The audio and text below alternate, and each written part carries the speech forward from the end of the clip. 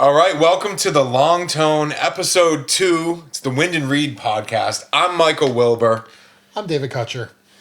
We're excited to talk about some saxophones. Yeah, but before we do, Yep. we didn't do introductions last time, so I feel like we need to give some background. Like, I don't know if we need to go full origin story, or maybe origin story. Yeah. But a little bit of like who the hell we are. Right. Who are we? Yeah.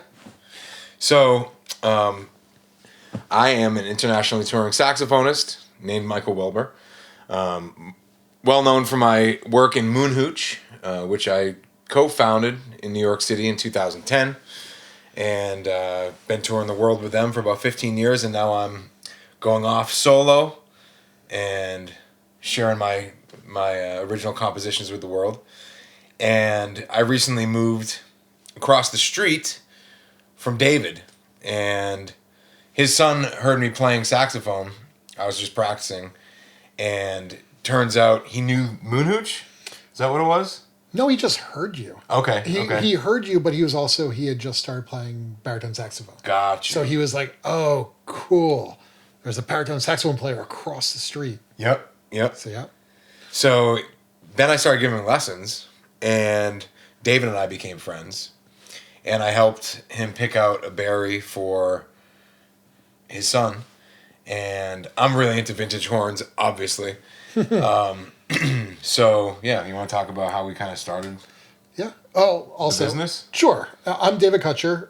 I start businesses. Yeah, you do. I own a web design company. I've been owning that since 2002. Pandemic, I started another company, which is Moonlit Sea Prints, which is a Japanese art gallery. And then I like starting businesses and, having our conversations about saxophones, the adventure of buying a saxophone for Jacob, and all these other aspects of music and music industry. That's how this kind of evolved. Yeah. Which is just such a crazy adventure of, Yep. oh my God, what are we doing? Yeah. We're still figuring it out. We're still figuring it out. But yeah, and it seems like every week there's some new thing that comes up and we're like, well, that's interesting. Totally. Yeah. Yeah, man.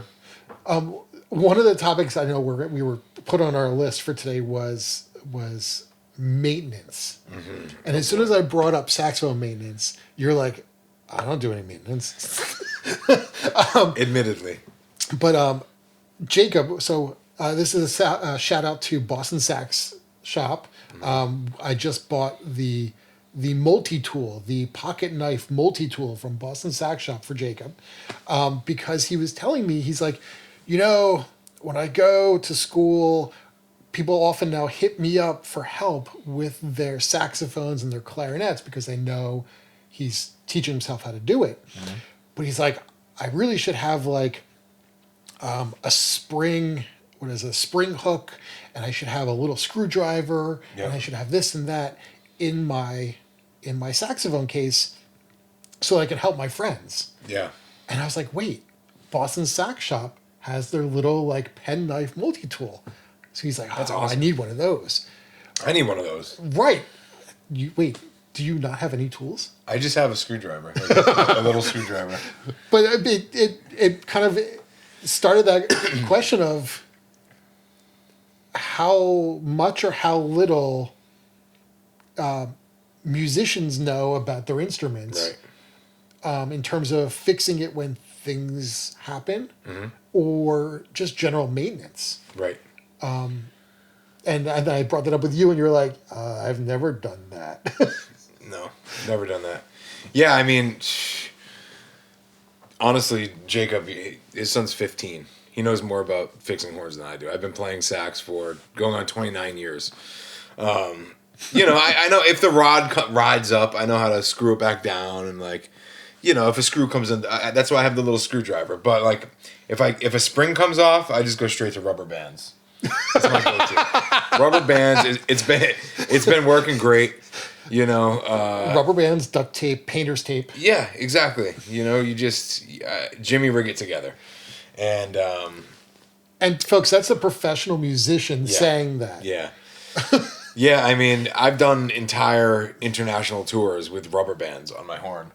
And that's just how I play. I'm like, you get used to it and you just leave it there. I bring it in. Sometimes I brought it in to somebody to fix, and the rubber band has been on so long that it's like glued. It like melts onto the brass.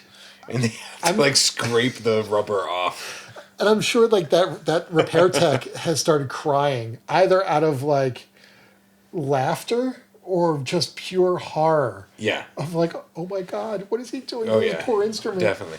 I actually think Boston Sax Shop made a post of the Green Lady, which is my Con 10M naked lady from 1941, but it turns green almost after a couple days of playing it, after it gets cleaned. Turns green. Yeah, he made a post of he's like, what am I dealing with here? Yeah. I mean, like, so my son Jacob has been teaching himself how to like replace pads, replace springs, and some of them have been really funny because we realize we might be, and he actually has to come to me oftentimes for help, like we might be the only people who have taken the rod out of this horn in the last 100 years. Yeah. And, you know, it might have the original grease on it. Wow. That if someone had just been periodically taking the rods out and cleaning them and putting new grease on, these machines could quite literally run forever. Yeah, yeah. You know, with like, okay, yes, you have to replace pads periodically, but like these things are machines. Yeah. That you just gotta treat them well, and man, they can go. Right. But that most musicians get their saxophone and have no idea, like, what is a clean COA, clean oil and adjust. Yep. Like, no idea how to clean oil and adjust. No. Or like our favorite is when we get the what are those the rods that people leave in their horns? Oh, the swab. Yes. It's like a swab stick. I don't know what they call it. Right. So, folks, when you swab your horn, don't leave the swab in the horn. Ugh. Because, okay, so the purpose of the swab is to clean it out. Is to remove the moisture after you play. Yeah. So that you're not leaving the moisture in there to get your pads moldy. Exactly. But if you swab it and then leave the damp swab in the horn, you're doing even more damage. Yeah. It's not good. And you wonder why your horn stinks? Ugh. Yeah, and sometimes we'll get horns that have had that thing left in there for years. Decades. Ugh. It's bad. It's so gross. And then you got to strip the whole horn down and like really redo the whole thing. It's nasty. And this is one of those things that probably nobody ever taught that musician when they were growing up in like middle school or high school. Like, this is how you take care of your instrument. Exactly. Yeah. No, nobody showed us that ever. Not even a teacher. None of my teachers, because they all just bring it to their sax tech too. Right.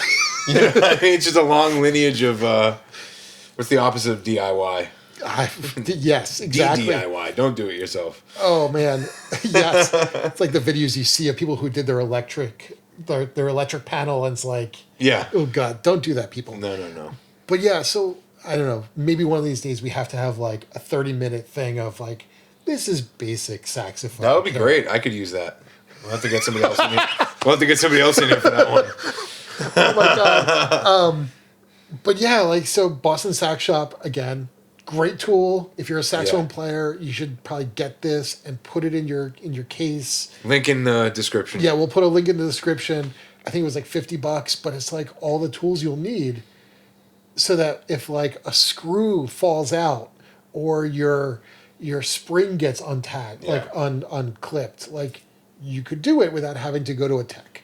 Yep. So, yes. Definitely worth getting, and I'm going to get one after this, for sure. Yes, and guys, don't leave the swab in your saxophone. No. Go. It's rough. But man, I do need to learn how to fix horns because, for example, when I fly with my bass sax, sometimes TSA breaks it. Or just the luggage handlers will be way too rough with it and hit it in a way where it has bent the neck.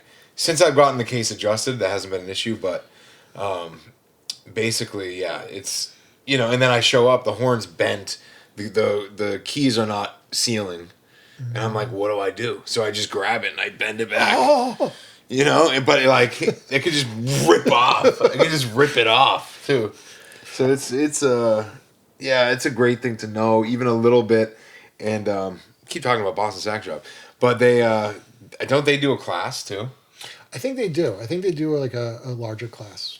And again, we'll have to find the link and put it in the chat or the comments. But yeah, but also just like if you have your saxophone in a case and it just gets jostled, I mean, things like your springs coming off can happen all the time. Oh yeah. I mean, you don't need to know how to repad a saxophone, for example, but like, the absolute minimum could go a long way in just helping you understand what's going on. Mm-hmm.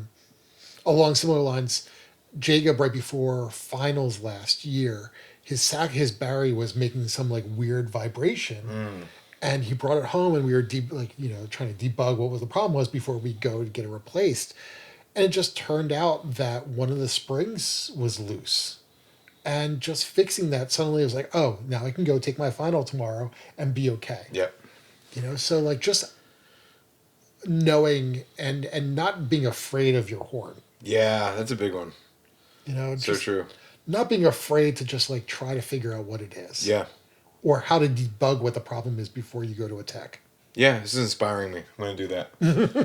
I should just take a horn apart and try and put it back together. I mean, we have an alto. Yeah. We have Jacob's crappy alto that he hates that he used to teach himself. It's just so it's a little less intimidating. Like once you're able to take it apart and put it back together, you're like, oh, I got it now. Yeah. I understand what's going on. Yep. Yeah, it's cool, man. Sax techs will never go out of business. Or any techs. No. It's like having a good handyman. Like, there's always something around the house that you need to hire a handyman for. So true. That is so true. All right. Cool. So moving on. You finally got your silver 10M. I did. And my wife doesn't have to listen to me rant about if I should get it or not, because I got it. Right, but now you have to polish it. Now I have to polish it. It's already turning black. I've had it for like a week. And green. It's turning green. But yeah, I had to polish it, but it plays incredible. It's 1945 Con 10M. Silver plated, gold wash bell, and I should have had it for this, but it's beautiful. I think it's right here. No, that's the Green Lady. Oh, that's the Green Lady. Never mind. Yeah, but it plays so good, man. It's like it should be illegal. It plays how good it plays. Yeah, it's gonna be hard to sell that one. I'm not selling it. No. The thing is, any horn that isn't the Green Lady, it's always in my head like, I'm not married to this. But this might change. The silver one might be the one.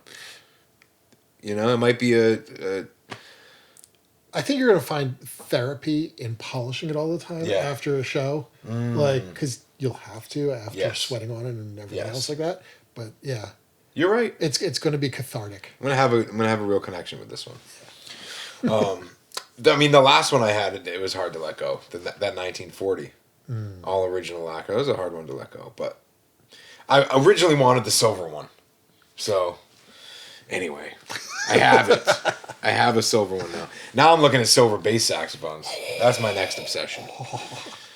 So why silver? So I think it's worthy of a conversation about why silver.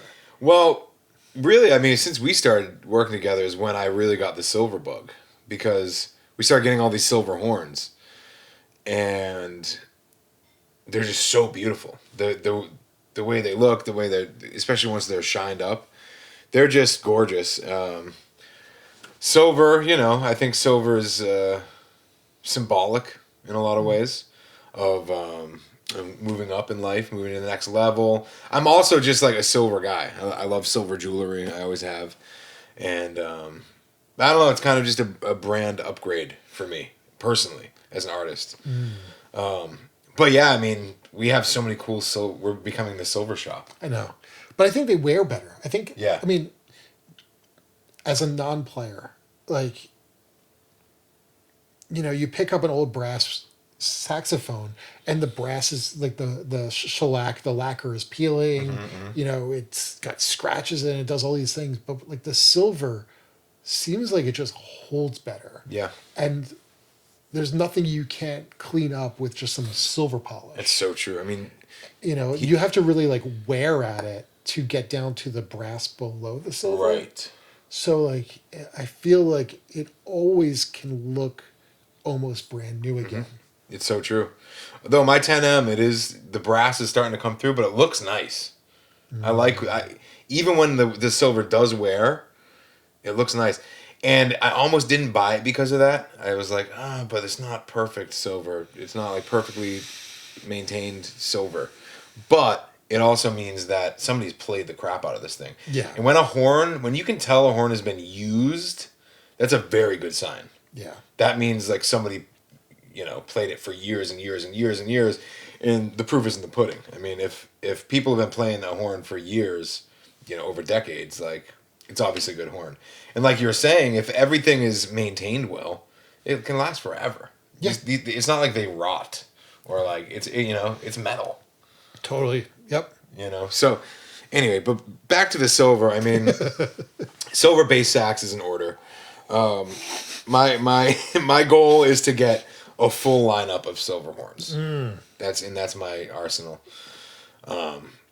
There was a guy on the Vintage Con Facebook group who has every con in silver. I'm sure. Like just the whole lineup. I was like, nah. He's like, yeah, I'm just looking for this specific one. I was like, oh man, I want to help you find that piece. Yeah. Just so you have the whole lineup in silver. What was it? Which one was it? I'll have to go back to the or post. something. Probably. Yeah. But yeah, it was pretty intense. That's very cool, man. Yeah, a lot of these guys, they just like they give the players the horns, man. Like a lot of these guys are just hobbyists. Yeah, I mean, but I think that's also like kind of part of where we're at this. Our business is positioned as like a bridge, Right.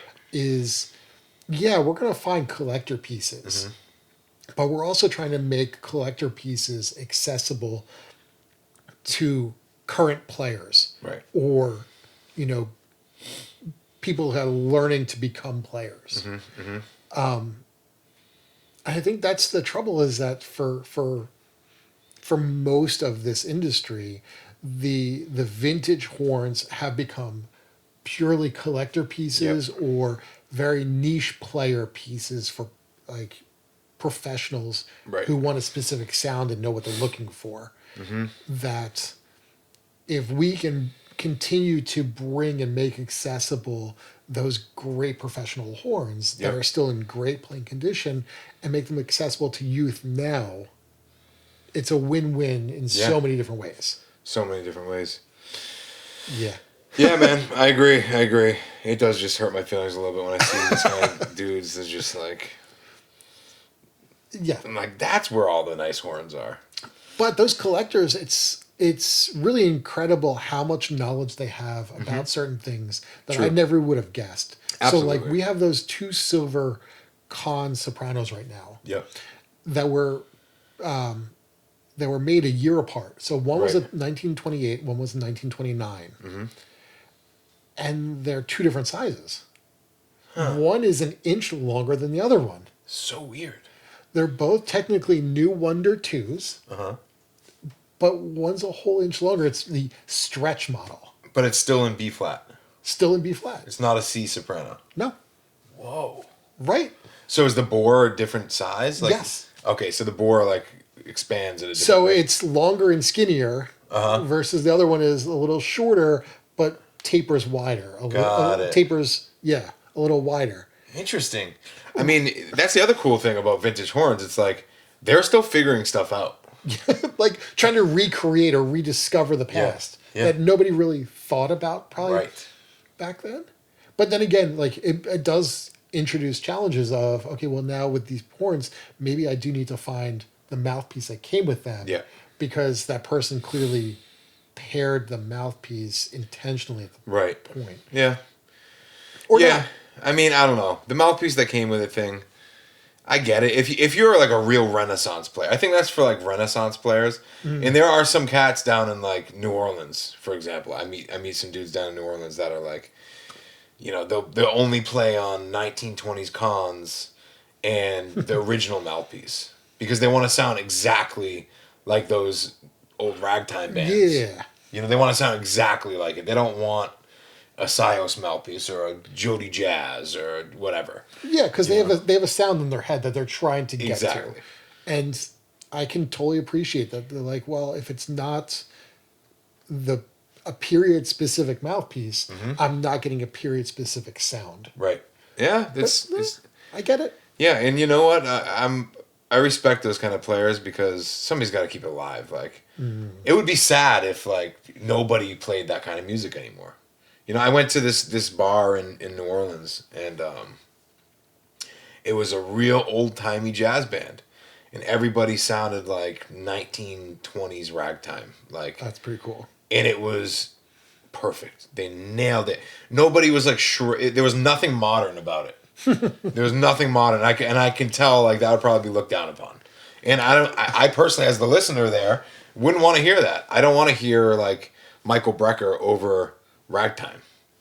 You know what I mean? I want to hear, not, at least not in that setting, because it was like it's like going to a museum. You're going for an experience. Yeah. And like you want the authentic experience, and it would kind of break the spell Right. if it was the wrong thing. 100%.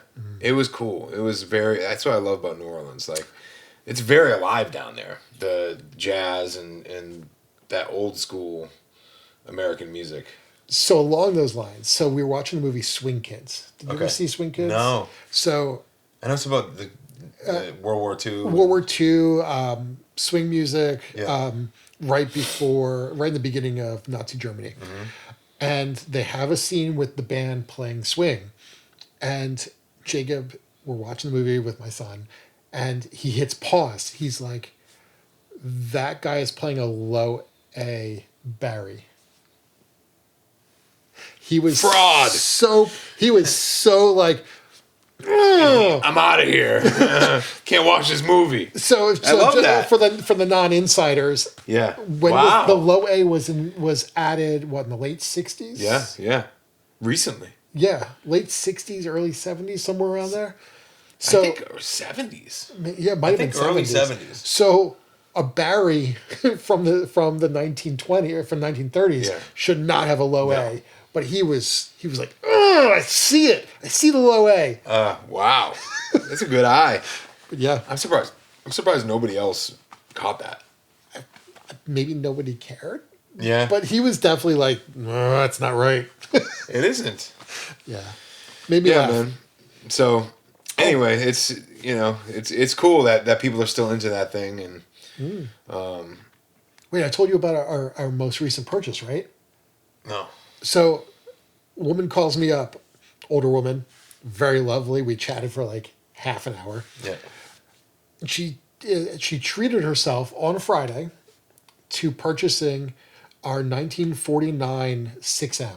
Oh, so our most recent sale. Yes, our most recent Yeah. sale. Okay. Sorry. Okay. So this woman, she's like, yep, I'm retired and I've been playing the alto. I have an alto. I hate my alto, but I feel like I need to treat myself because I want to join this local band, like community band that plays bebop. So she bought the 6M just so she is inspired to play bebop. That's amazing. I was like, There you go. you go. There you go. I mean, that's a bebop horn right there. She's gonna love it. But she was like, I'm treating myself to buy a naked lady. I was like, you go, girl. That's awesome. That's awesome. Yeah. Yeah. Well, now we only have 2 6Ms left in stock. I know, but we have so many like really cool altos coming. That's true. It's true. We have some really cool. We have ones. some really cool altos coming. The golds. Yeah. We got some gold. We got some gold. We silver. got some gold over silver. We got, yeah. Got some beauties coming. Yeah, man. Yeah. So I mean, yeah, spring's coming. I hope. I mean, it's only February, but We're due for like we're getting there. monster storms. Yeah. Are we really? Probably. This feels like the winter where we're gonna have like the 3 or 4 feet of snow again. Oh. No, this is the way it should be in New England. Yeah, it's true. It's just my snowblower just broke. And my neighbor won't fix it. He sold me a snowblower for $150, and it worked twice and then died. But I guess that's how much it would cost to have somebody come snowblow your driveway. So that's so bad. Depends on how you look at it. And But that's why you put your money in saxophones and not snowblowers. oh my god, exactly. Love you, Brian, if you're watching the long tone. You know. But anyway, spring is coming though. It's coming. It'll be here eventually, and it's a good time to upgrade. Yes. Good time to upgrade to a better horn, to a pro horn, to a vintage horn. Yeah, and so one of the reasons why I was thinking about this the other day was, most students start on a rental program. Right. And I totally get why you should start on a rental program. Like, if my 5th grader is like, oh, I'm going to pick up and I'm going to play the saxophone. Yeah. You're like, we'll see if you make it through the year. Right. Exactly. If you make it through the year and you're like into this, okay, fine. Yeah. But it's also like that right time to really think about, okay, let's get off the rental. Right. And if we're getting off the rental, what are we doing? Mm-hmm. Right. Are we going to buy a YAS 23 for how much? $2,400 or more? Well, yeah. Oh, no, a brand new YS 26 is like, $2,400 or whatever. Yeah. Or like, are you going to go on Facebook Marketplace and buy something used that you're like, I don't know if it's going to work? Right. Exactly. But yeah. So that's where we come in. Wind and Reed. I play test every single one of the horns and make sure it's pro level. We don't sell anything that I wouldn't play at a show. Yeah. Like if I wouldn't play it, we shouldn't buy it in the first place. Yeah, exactly. Like, I don't want to buy a horn that's a throwaway horn. No. And even if it's a Buescher True Tone from 1928, silver plated. Yeah, of course. Of course. Those things play great. They're amazing. They're honestly great horns, man. You will outpower anyone in the room on a French design horn or any of these other designs. Like those old American horns are the loudest. So if you're especially they're the loudest. Give your 6th grader the loudest horn so they can sit first chair because everyone will hear them. Yeah, exactly. That's the way to be. That's the way to be. No, but seriously, I mean, some of these 6Ms, it's a pro level horn. They're vintage. They are unique, and they have a ton of history, and they're the same price as a student level entry Yamaha. Yeah. Or cheaper. Which is so bizarre. It is. I still can't get over that. Like these are handmade instruments we're talking about. Like somebody literally was like, And when your 6th grader shows up to band and there's a naked lady engraved on it, they will get mad props from all their friends. They will get mad props. They'll be like, dude, look at his sax. Look at the chick on the... Oh, man, we're going to get in so much trouble. I know. They might have to put tape over that. But oh, man. But, yeah, so saxophones are great, basically. Do you remember what our conversation was? Was it Friday? Friday, about first chair. First chair, yeah. The best at being indistinguishable. Yes. The best at being indistinguishable. So a little context, which is when you buy a student horn, the student horns are meant to sound like every other student horn. Right. They're supposed to be indistinguishable in a band setting, especially in a concert band setting. Like there's no bigger voice. It's the same voice. Mm-hmm. And if you were in a normal band program, like a school band program, you get to be first chair by being the best at being normal. Right. Right? Like, I can play the notes as written the best. Yes. So I move up in my chairs to be first chair, at which point maybe you're given a solo. Right. Right. But everything up until that point has been be indistinguishable, including the horn you're playing on. Right. Is be indistinguishable. Yeah. Yeah. Which is just such an oxymoron It is. built into the educational system. Right. And you were saying like how most people don't learn how to do improv Right. or solos until I don't even know when. 7th, 8th, Yeah. 9th. Maybe ninth. Yeah. You know. Yeah, and I think that's a shame because I think if for me improv is what got me really hooked on music. Band was okay. I mean, the camaraderie and the friendship that obviously is really nice. You know, you meet like-minded people and One time at band camp. Yeah, Sorry. exactly. Too much of a reference. Yeah. So, you know, it's fun. But the music was always kind of the draggiest part for me. I'm like, John Philip Sousa March. You know what I mean? Like, I want to play something fun. I want to play Don't besmirch my John Philip Sousa. I was a tuba player. Okay, true. John, he look, honestly, John Philip Sousa is cool. You know what I mean? Some good marches in there. But, like, I don't know. I think if there was something... band programs need to spice it up. And as I've toured the country, there are some band teachers that listen to things other than, you know, 1950s marching band music. Right. And they're making an effort to make their band program more interesting and more relevant and bring in more people from other cultures and make it more accessible to people in an interest way. Make it more interesting. But there is still this uniformity, and it's very military and like very like regular. You know, it's all regular. It's regular. It's regulated.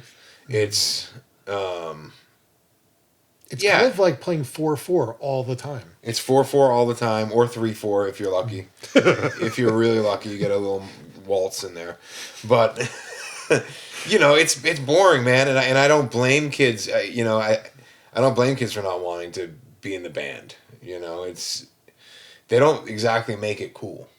You know? No, and I think I was telling you about how in our local high school, I mean, it's because of the scheduling and because of where music falls in the curriculum, it actually makes it hard to stick with music unless you are fully dedicated to music. Right. That it gets in the way of my son being able to take all these other electives that are really interesting to him, because if he did, he wouldn't be able to take band. Right.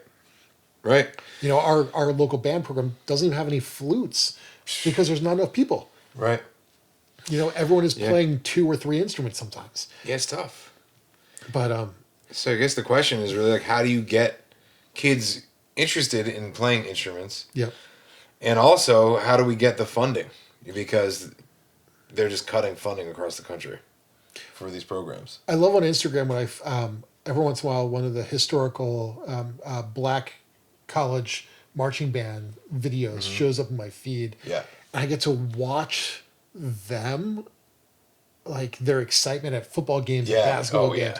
I was like, oh man, you guys kick ass. Oh, dude. I mean, it's no comparison. Yeah, or like the Japanese marching bands, like the high school Japanese kids who are just like dancing and rocking out while they're playing their horns.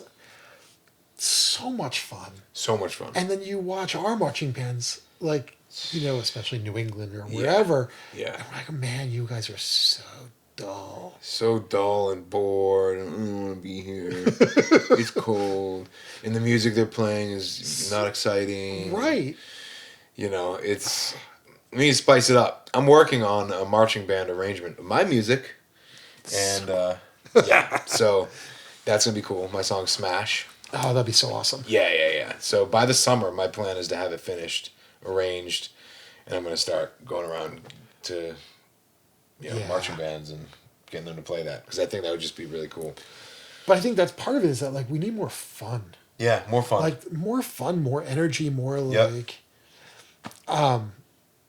Yeah, I mean, like, okay, so not to throw East Hampton under the bus, but like our jazz program, our jazz teacher does a great job. Yes. Like when for their East Hampton Learning Foundation, when he gets up there and they do their jazz program, and he starts them off, and then he just walks to the side and lets them like jam out. Yep. Like it's fun, and you can Yes. tell the kids are having fun. For sure. It's just man, Yep. band music is boring. Well, it's tough because on the one hand, you need structure. Right. If you're just like, here's to where I grew up, I had a band of 350 kids. So it's like you have this room full of kids, and you're like, here's your instruments. All right, have fun.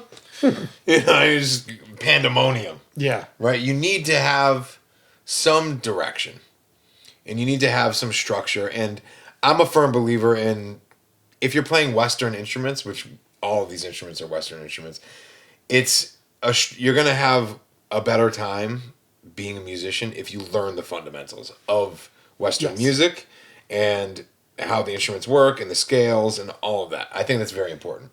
I think you have to do that first before just going into free land, free improv land. But I think how you structure it is what's important. The structure doesn't have to be not fun. Right. Discipline doesn't have to be torture. Right. You know what I mean? It can be fun to learn music. It can be fun to learn a song, to learn scales. All that stuff can be fun. And I think a lot of the people that go into music education are generally just not having fun in life. Also. Man. You know what I mean? They're just miserable. So it's like they're transferring that onto their students, and I don't know, man. It's Okay, if you're in music education and you're watching this right now, he did not mean that the way he. But leave us a comment, seriously. Yeah. But no,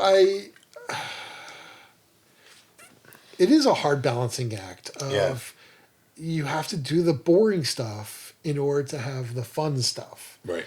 You need to do the boring scales in order to understand how improv works. Yes. Because if you're doing improv and everyone else behind you is in one one key and you're in a completely different key, right. That's not going to work. Right. So you have to understand the things, but at the same time, like, figure out how to have that fun again. Yes. And I think a lot of that has to do with the music they're playing, because kids get excited. Like in marching band, the most, we'd play like Louie Louie and Louie Louie. That was fun for you? That's how sad it was. It was like the fact that we got to play a popular song from the 50s. Like that's you know what I mean? Yeah. Like Right. It was at least a popular song. And it had like a beat, you know what I mean? So it was something like, that you knew. It was something that we knew. Right. Like, so at least that was fun. Yeah. You know what I mean? But it was like, we would have way rather played like Rage Against the Machine, or what was popular back then, Linkin Park, or, I don't know, whatever I was listening to when I was 13 years old. Make it relevant. Make it relevant. Yeah. Yeah. Make it relevant for the kids. It's not I think a lot of these band teachers have giant egos. Again, I'm just slamming on band teachers. I clearly have some resentment here. But a lot of these band teachers have massive egos going into this, and they're like, it's about me. It's about me and what I want. It's like, no, dude. Are you here to inspire the next generation of musicians? Because the band world isn't real life. That's something people need to remember. The concert band world is not real life, and you will not make money in that world. Point blank. Unless you're like the best of the best at being indistinguishable. You know what I mean? But you're not going to make money doing that. The people that make money go off, and you're either a side person or a solo artist, or you're in a band. You start a band of original music, or or you're out playing. If you're in New York or a city like that, you can make a living playing in cafes with your jazz band. $100 a gig. That's a tough road too. But like, you're not. I feel like when you're in high school, they act like concert band it's like a religion, and it's like, this is how it needs to be, and it's just not realistic. That's not the real world. That's actually unhelpful. And most of the people I went to high school with that learned music, don't play music anymore. I'd say 99% of them. They sold their instruments and they moved on. They had a fun time in band, but it's like, what are you really giving them for life? And I think that's where people need to rethink the education system and make it fun and engaging and actually useful, you know? And that's just a qualm I have with education in general. It's like, you know, you have kids sitting in school for 6 to 8 hours a day, and it's like, what are they actually going to keep with them throughout their entire lives? And how is it going to benefit their life? Or what's the purpose of their band, of their music? Right. No, but at the same time, like some of the people I still keep in touch with from high school were all my marching band friends. Right. Of course. You know, like they became some of my closest friends for life, and I still talk to them. Same, yeah. So yeah, shout out to the marching band. Shout out to marching band. Look, I think it's great that there are bands, and I'm not saying wipe out bands or anything like that. But I just think like you can make marching band cooler and more fun, and I think this is something that a lot of people could work on in general, is to like think outside of your own box. You know, look at hip hop. That's a very popular genre. Maybe we should explore that, even if you don't personally like it. Right. You know, or whatever. You know, dance hall, or you know, play a Bad Bunny song in your marching band. Like these artists are world famous, and your students are listening to them, and that's what excites them. That's what they put on when they leave. And you might think that's stupid, but that's reality. But it keeps it relevant and keeps them engaged. Exactly. Yeah. And it will. I think if people can start doing that, it could make band cool again. I don't know if it ever was cool, but it could make band cool. We were all band geeks. It's all good. Yeah. But exactly. Along similar but different lines. So for Valentine's Day, which is not for another week, but I had to coordinate, I got our piano tuned. Nice. I got it for my wife. I got our piano tuned. It hasn't been tuned in 15 some odd years. Yeah. Because Nicole had started just like deciding that she wanted to play again. So I got her music, got some Philip Glass. Nice. Got some Jan Tiersen, both of which sound really awful if your piano is not in tune. Totally. Yeah, because they're just like one key. Oh my God. It's like if you're out of tune, it's painful. Yep. And she's like, I don't know why I'm doing this. She's like, I'm not going to like be a professional. I'm like, because you enjoy it? Yeah, exactly. Because it's like you come home and you're like, I want to play piano because I had a rough day at the studio. I'm like, just go and have fun. Man, I mean, that's one thing about America, and just about, I mean, probably Europe was the same way, but like, it used to be, people could play tunes on the piano. That was like common for like a family to have a piano, and like everybody could play their tunes, and like that's what you did at night. That's how you entertain yourself. The first major thing that we did after we bought our house was to get a piano. Yeah. Because I think Nicole said it. She's like, a home is not a home until there's a piano in it. I love that. And it used to be that like every home in America had a piano and an Encyclopedia Britannica set. Yeah. Right? Like that's, you just did. Yep. So we actually had bought a free piano, but they're like, if you can move it out of your house, out of this house, it's yours. Yeah. So that was our piano. But so I got it tuned. The guy came, he tuned, and then he found there was a problem. He's like, well, I've got all the keys in tune, so it's in tune, but it's never gonna sound great because this part's broken. I'm like, oh. So then Nicole, she finds this guy. This Old Piano is the name of his business. He's in East Hampton. He comes in, he takes a look at it. He's like, yeah, piano tuners these days, all they know how to do is tune pianos. And if it's an old piano and something's weird, they just think it's broken. He's like, yeah, your old piano, like there's a warp in it. He's like, all I have to do is come back here with a piece of wood and a piece of cork, and I just have to shim it. He's like, and then it'll sound great again.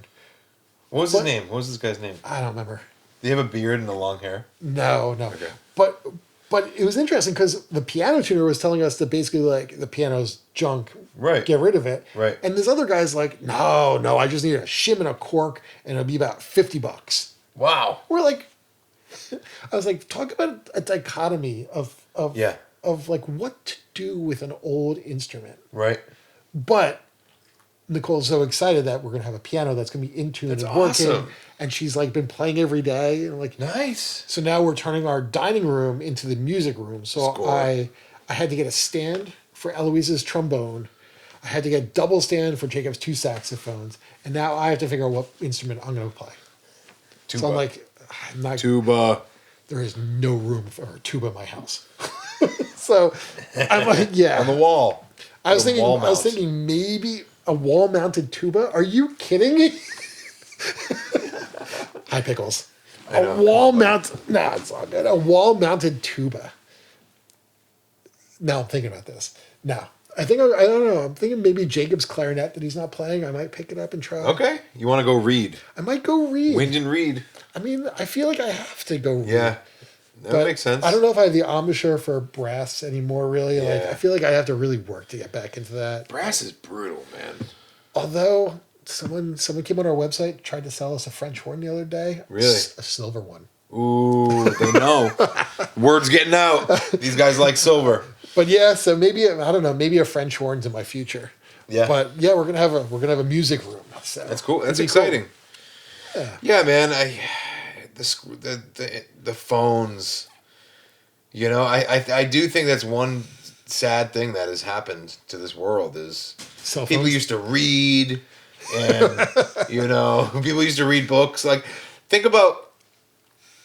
I was thinking about it the other day. I'm like, I used to read so much more than I do now, and what have I replaced it with? I've replaced it with just like, ooh, somebody liked my post.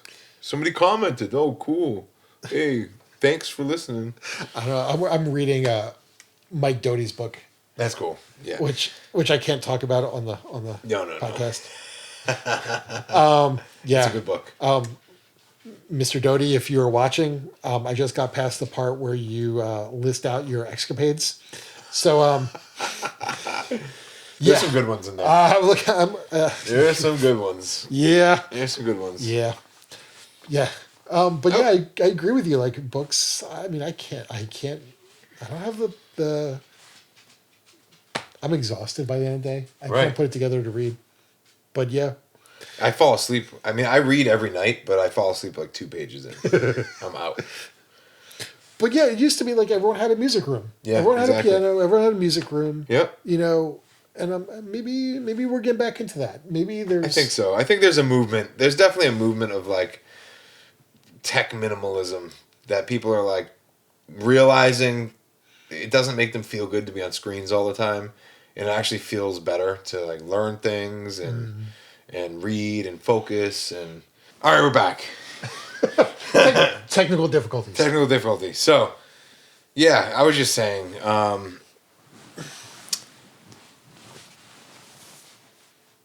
What were you just saying? I was just kind of getting at like delayed gratification is where it's at. It's still where it's at. It may have gone out of style, but I think it's coming back. And delayed gratification requires discipline. And I think a lot of people think about discipline as like this mean army sergeant that's yelling at you. But I like to think of it as gentle persistence. That's also discipline. They're both discipline. Persistence is the main component in discipline. And I think that is the key to living a healthy, happy life.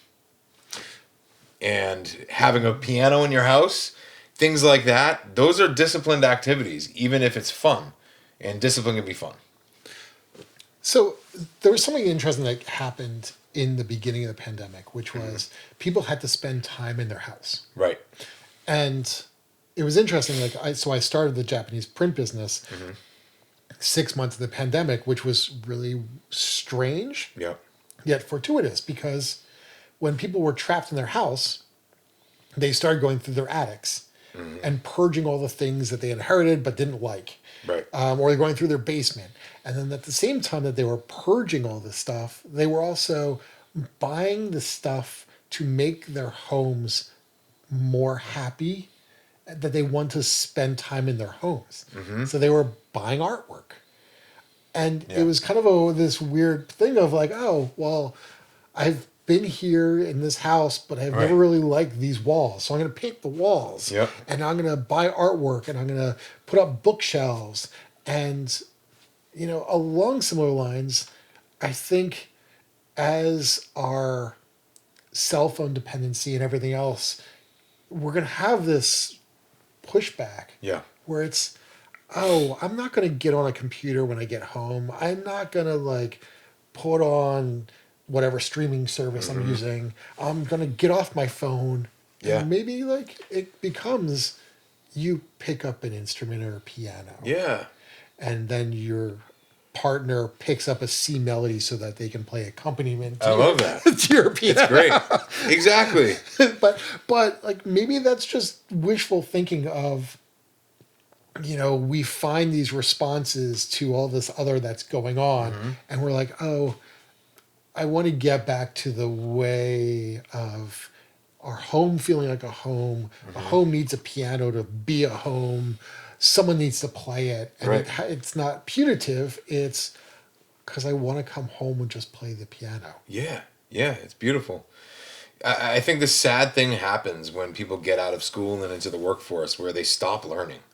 And the internet is hyper exaggerating that. We have ChatGPT and all this AI. We don't need to learn it anymore. We don't need that repetition that it takes to learn something, because we can just say, "Hey, chat, how many craters are there on the moon?" You know what I mean? And you just have the answer, and then if you don't need to remember it because you can just ask it again. Right. Or you just say, hey, Google, and it tells you. Yeah. Like, great. Right. Done. Right. So I feel like people are not learning anymore. They are. People are learning still. But I'm speaking for myself. I'm definitely, when I first started Moon Hooch, I was reading, a book a week. And I was learning new instruments and I was learning a lot more. And since social media has become such an important part of being a musician, I'm learning that. I'm learning how to please the algorithm, learning how to, be a social media personality rather than practicing my clarinet or my flute, I'd be like, okay, today I'm gonna practice sax for 3 hours, then I'm gonna practice clarinet for an hour and a flute for an hour, and then I'm gonna go work out for 2 hours, More on top of more analog, less digital. yes, Yeah. and that's when you see very skilled people, they have done that at some point in their life. They're not just sitting around chat GPTing stuff.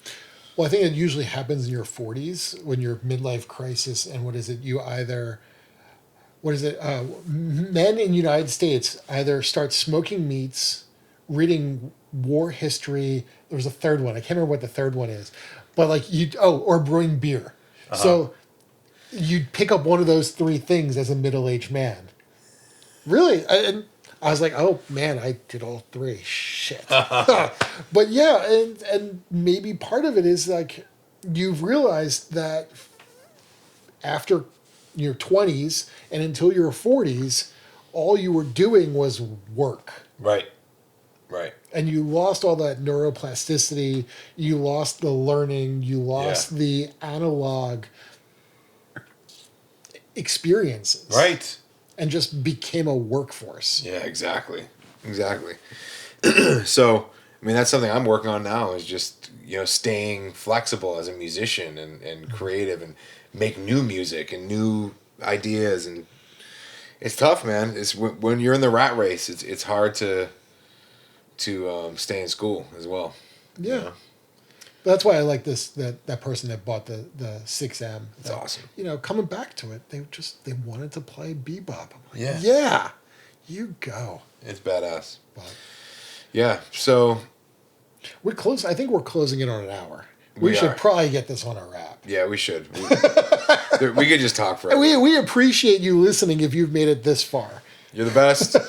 Second episode, we're still getting the hang of it. Yeah. But yeah, we covered a lot there. I really We have notes, and I think we cover about half of them. Yep.